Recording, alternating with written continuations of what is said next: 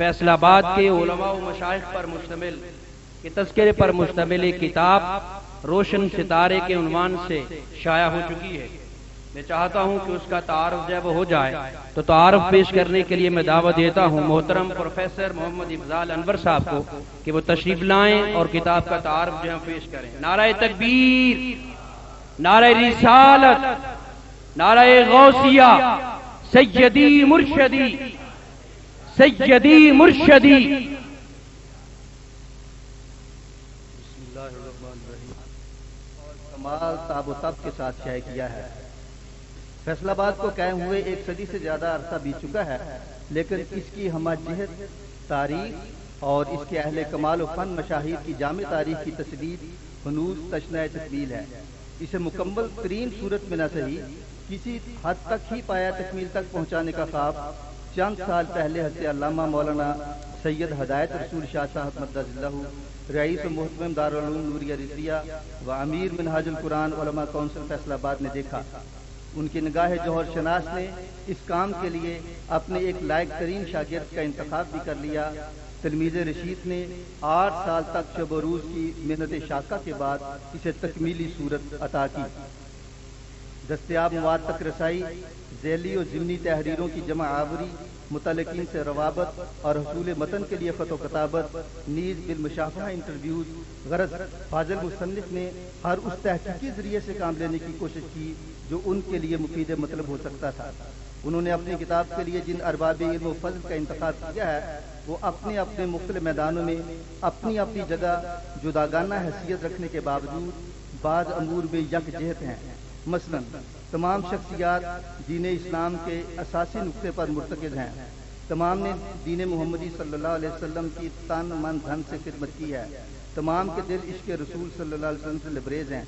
کسی ایک نے بھی خلق خدا کی بے لوث خدمت میں کوئی کسر اٹھا نہیں رکھی اور ان میں کسی ایک کا بھی بد عقیدے سے تعلق نہیں۔ یوں کہا جا سکتا ہے کہ فاضل محقق نے اپنی تحقیق کے لیے سواد اعظم اہل سنت و جماعت کے بہترین نفوس قدسیہ کا انتخاب کیا ہے۔ اس کا احساس ہمیں فہرست پر ایک نظر ڈالتے ہی ہو جاتا ہے۔ محدث اعظم پاکستان حضرت مولانا علامہ محمد سردار احمد رحمۃ اللہ تعالی علیہ، جنہوں نے لائل پور کو علم و عشق مصطفیٰ صلی اللہ علیہ وسلم سے منور کیا اور صرف اپنے علاقے ہی میں نہیں بلکہ ملک بھر میں دین حق کے ڈنکے بجا دیے۔ شیخ المشائخ حضرت ابو انیس صوفی برکت علی صاحب، جنہوں نے فیصل آباد میں کلیری خانقاہ کا نمونہ پیش کیا اور عوام کو طبی اور دوسری سہولیات وہاں پہنچائیں۔ شیخ الحدیث مولانا علامہ غلام رسول رضوی،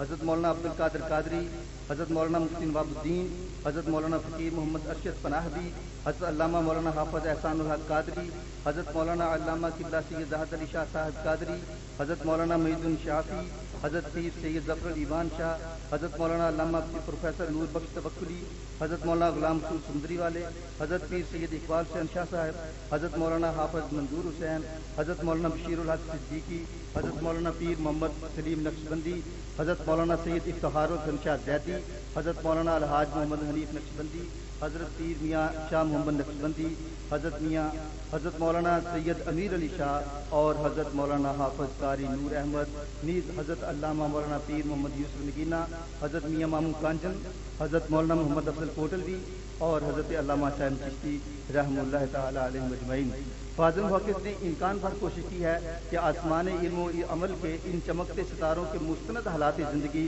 ان کے علمی و عملی آثار، ان کے فیض و برکات کی تمام دستیاب تفاصیل پیش کر دی جائیں، لیکن مصنف و مؤلف کیونکہ خود صاحب علم و فن ہیں لہذا جگہ جگہ قاری کی ہر طرح کی رہنمائی فرماتے ہیں۔ دینی مسائل، تصوف کی اصطلاحات اور شریعت کے اسرار و رموز کی جگہ جگہ اس خوبی سے وضاحت کرتے ہیں کہ ان کے اپنے وجود کا احساس نہیں ہوتا۔ یوں وہ ڈپٹی نذیر احمد کی طرح بیچ قصہ سر نکال کر بولتے نہیں لیکن مواد متن کی پیشکش ہی میں کہیں اپنا کام بھی کر جاتے ہیں۔ یہی چیز انہیں داستان سے ممتاز کرتی ہے۔ وہ ایک روایتی تذکرہ نگار بھی ہرگز نہیں، وہ احوال و آثار کا جائزہ صرف تاثراتی تنقید کے معروف جملوں سے نہیں لیتے بلکہ حقیقی مراجع، ثانوی مآخذ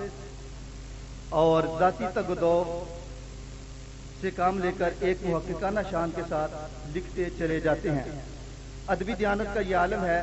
کہ اگر وہ کسی کتاب یا مضمون سے کوئی اقتباس لیتے ہیں تو اس کا برمحال حوالہ بھی پیش کرتے ہیں۔ اقوال سلف اور شعر و ادب کے اتنے حوالے پر ہم پہنچاتے ہیں کہ ان کا نقطہ نظر پایا تحقیق سے ہمکنار ہو جاتا ہے۔ تحریر کا انداز ایسا ہے کہ جس شخصیت کا ذکر کرتے ہیں اس کی صورت، اس کی سیرت، اس کے افعال یوں سامنے آ جاتے ہیں کہ وہ بزرگ ہمیں حسن تصور میں چلتے پھرتے دکھائی دیتے ہیں۔ میں مثال کے طور پر حضرت محدث اعظم رحمۃ اللہ علیہ سے متعلق تحریر کی طرف اشارہ کروں گا۔ ذیلی عنوانات پر بس طائرانہ نظر ہی ڈالیے: خاندانی پس منظر، ولادت باسعادت، تعلیم و تربیت، تدریسی زندگی کا آغاز، جس میں بتایا گیا ہے کہ آپ لاہور میں انٹر کلاس میں پڑھتے تھے کہ مسجد وزیر خان میں اعلیٰ حضرت امام احمد رضا خان بریلوی رحمۃ اللہ تعالیٰ علیہ کے صاحبزادے حضرت حجت الاسلام مولانا حامد رضا خان رحمۃ اللہ علیہ کا خطاب سننے کا موقع ملا۔ جلسے کے دوران ہی میں آپ کی ان سے ملاقات ہوئی، دل و دماغ پر اتنا اثر ہوا کہ سب کچھ چھوڑ چھاڑ کر مرکز علم و عرفان بریلی شریف میں جا داخل ہوئے۔ پھر تدریسی زندگی، قیام پاکستان کے بعد مختلف شہروں میں قیام کے بعد فیصل آباد مستقل آمد، جامعہ رضیہ کا قیام، اس وقت کے مدرسین کا ذکر، پھر آپ کے محدث اعظم ہونے کے براہین قاطعہ جیسے کمال علم، حدیث پاک کا بے مثال ادب، حدیث شریف پڑھاتے ہوئے حضور پر نور صلی اللہ علیہ وسلم کی کیفیات کا اپنے اوپر طاری کرنا، ذکر مصطفیٰ پر اشکباری، طلباء سے مشفقانہ سلوک اور فتویٰ نویسی کی مہارت کے واقعات پیش کر کے ثابت کیا ہے کہ واقعی محدث اعظم پاکستان کا خطاب آپ کو زیب دیتا ہے۔ پھر بیعت و خلافت کا ذکر شروع ہوا تو آپ کے مرشد گرامی کے علاوہ دیگر بزرگوں کے فیوز نیز سید الخلفاء کا ذکر بھی کیا ہے۔ آپ کی بعض کرامات پیش کر کے آپ کے روحانی کمالات کی تصویر بھی پیش کی گئی ہے۔ اسلوب تحریر کا کمال یہ ہے کہ جو منظر پیش کرتے ہیں اس کی تصویر آنکھوں کے سامنے پھر جاتی ہے۔ مثلا ان کے حدیث شریف پڑھانے کے متعلق ایک اقتباس دیکھیے: جب حضرت شیخ الحدیث